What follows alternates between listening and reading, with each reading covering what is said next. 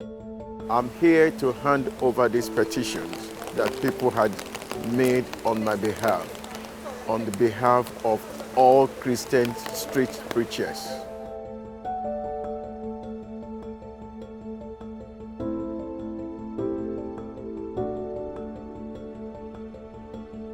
I'm really happy that it has been handed over to the authority.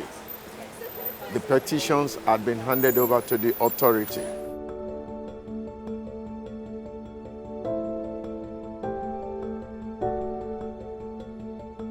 There must be freedom of speech for everybody, and it has to be what God has ordained upon this land.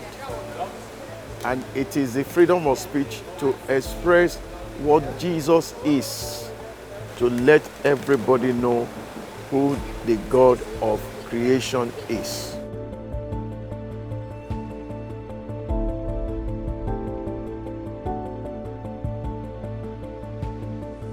This is an important day because freedom of speech, freedom of expression is a vital underpinning pillar block of our laws in the United Kingdom, and it starts with street preachers.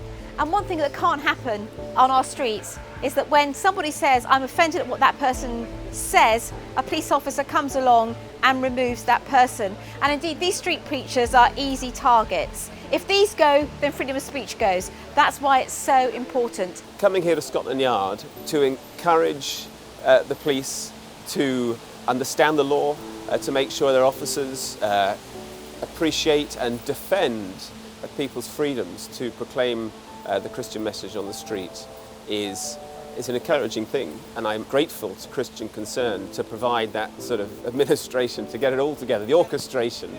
It's great.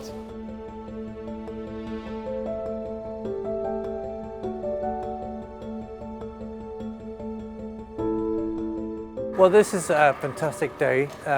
We are really making a bold statement that you cannot silence us. Political correctness will not silence us. It should send the message that everybody should have the protected right to be able to either demonstrate, protest, to be able to preach, to be able to exercise an idea, a philosophy, a belief, without that being interfered by any public body. Well, I'm so happy that there's so many people who have signed Pastor Olu's petition, because the case where he was arrested by the police simply for reading out of the Bible, I think it was an attack on freedom of speech, and people are really, really concerned about how things are going in this country, but it shows that there is opposition to the movement to take away freedom of belief, freedom of speech, freedom of conscience. But there has to be some sort of difference to the police within their training that will understand that if somebody's on the side of the street and is offended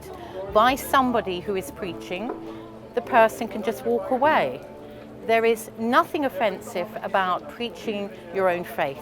The reality is that when we speak, when we critique, when we have opinions, some people may be offended, but that's why free speech is so important. We need to be free to criticise.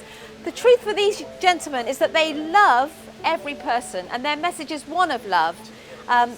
They need to be free to continue to speak out that message of love.